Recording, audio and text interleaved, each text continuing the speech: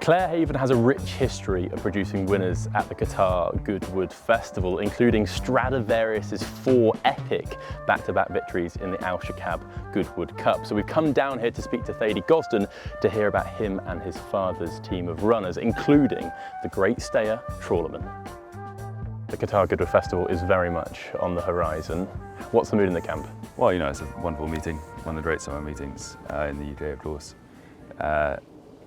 Everyone's very excited about it naturally. Hopefully we have a few nice runners to take there this year.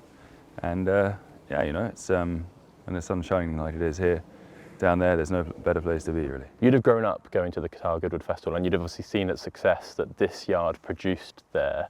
Do any days stick out? Well, like I say, we've been fortunate to have you know, a number of good runners there over the years. You know, Kingman, of course, in the Sussex is a great one to watch. You know, that explosive turn of foot he showed. It's you know, it's a rare sight, and particularly good with that day when they'd done a little bit steady in front. For him to pick up how he did, you know, it's a great thing. It's like, you know, similar to watching sort of Fielder Dole's turn of foot, his son now, a few years on. You know, when they have that explosion of speed coming to the, you know, coming onto the 2-pole, it's yeah, it's a rare sight. At the other end of the spectrum, Stradivarius dominated the Goodwood Cup for a long time. What was so special about him for you? I mean, he was a wonderful horse. He was a great character. Always full of life and energy, and always sort of having to make you think. When he won Goodwood Cup for the first time as a 3-year-old, he sort of announced himself as a potential stayer, and then, you know, continued to deliver for the next several years. You know, what a great horse he was.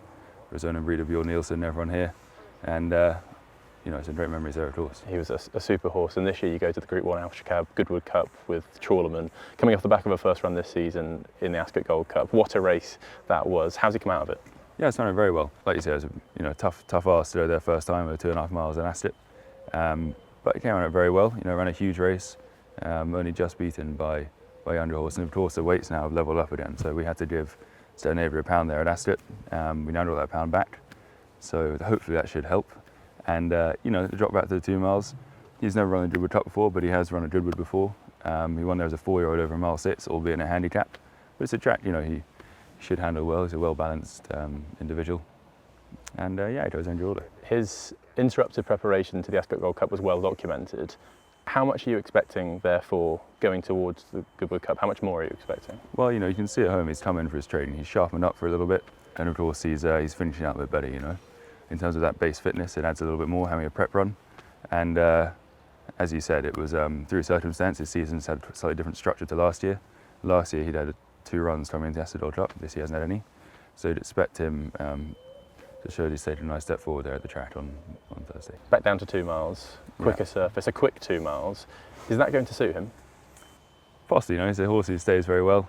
And again, I'll slightly be able to how the races run tactically. You know, it's a smallish field, but obviously a highly elite field. And you know, I'll see how it works out on the day. Scandinavia having the younger legs, how do you go about trying to reverse that form? Well, hopefully it's better than on the day. But as you say, you know, there are other good horses in there too. You know, hopefully it's a, you know, just a good even race, and you know, they all run to the best of their ability. French Master comes off the back of a great run at Ascot 2 in the Queen Alexandra Stakes. I suppose going into Ascot there was maybe slight doubt, maybe with Trip. That's completely put behind him now. Last year in the Goodwood Cup he finished 7 lengths behind Scandinavia and had to give him a stone. Yeah. Is he being completely overlooked? Well, you know, he's in terms of racing, he's slightly below those ones, but he ran a huge race there, went second to Illinois at Ascot. Like you say, the Trip, it's you know, it's about as an extreme trip as you can get in a flat race. He's handled that very well, you know. He's of course won a Goodwood before. It's a track he likes, and he certainly deserves to be there. You're represented in the Group 1 Qatar Nassau Stakes by Friendly Soul. Considering she missed the whole of 2025, and then what happened at Haydock happened, did you have a lot of optimism leaving Ascot when she was third behind Blue Bolt? Like you say, she hasn't an ideal start to the season, but you know, she ran a great race at Ascot. The mile's slightly below her optimum trip there. Thought she Group 1 winner over the mile and a quarter, although it was a while ago in France.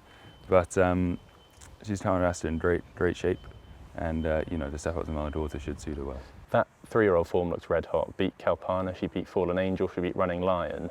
Do you think she's still the same mare that she was as a 3-year-old? Well, what she shows us here, she seems to be, you know. Of course, it's an incredibly sporting decision of her own breeder, George and Julia Strawbridge's, to keep her in training. You know, she's one of their great families. You know, she's a 4 Group 1 winner out of the mare, which is as you know, pretty unusual. Yeah, she's still doing us all the right signs at the moment, and hopefully can run a huge one for them next week. How excited does she get you personally? Well, you know, she's it's of course wonderful to have fillies like her in the yard. I don't know, possibly a little bit nervous after Haydock, but rather than excited. No, but she's you know, straight filly to have around. Of course, we know her very well now. She's been here a very long time. She's you know, she's a very kind filly to be around, and you know, when she shows you doing the track, it's great to see. Is she versatile ground wide? Because obviously that run and the win as a 3-year-old in France came on heavy ground. She's proven good form on good to firm, but is it slightly more ideal, the softer conditions? Well, you know, I don't think she's ground dependent filly at all. You know, she is versatile. Like most of them, she probably wouldn't want it lightning fast, but you know, Ed Artle does an incredibly good job at Goodwood. You know, they've got dry foretos into it, and there'll be a great grass cover there, and you know, I'm sure she'll handle the ground. There's a war chest of 3-year-old handicappers going from Clarehaven. Who are you most looking forward to? Harmonix didn't have a very smooth trip around at Ascot. You know, when you're into the bend there with a mile and a quarter start in a big field, it's always pretty rough. Things didn't quite go his way then, so he's coming out in good order, and hopefully he does a good show next week. Morris Dancer as well. Saw him this morning, looked fantastic. I suppose if you can put that last run behind him, he's still extremely promising going forward. Yeah, very much so. You know, he you know, he ran a big race in the Jersey, slightly blew his optimum trip at 7 furlongs on his first start this year. It's always difficult coming back to July meeting after Ascot. Didn't quite run his race that day, but he's come out of that in good shape.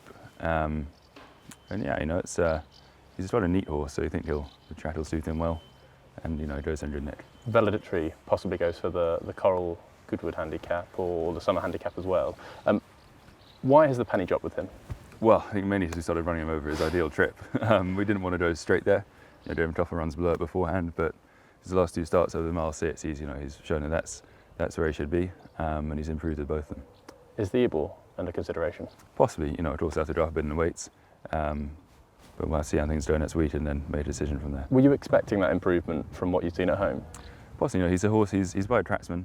He's had a lemon drop kid mare and a great family of anti-Oppenheimers, but it's good staying pedigree behind him. And you know, we always thought that he'd show some improvement from a step up in trip. And the Qatar Lily Langtree, you're going to go there with Danielle. Fantastic on her last start as well. She must be one of the big hopes of the week. Yeah, very much so. You know, she ran a great race last time out. You know, she's a relentless enthusiast for life and for her training and her racing. You know, she always gives 110%. And you know, it's a little while into the Saturday. Have to see what the weather does. Of course, she appreciates hitting a turn a little bit, but yeah, we'll have to see how the week goes. Is ground a factor with her? She ran on Twickenham ground last time.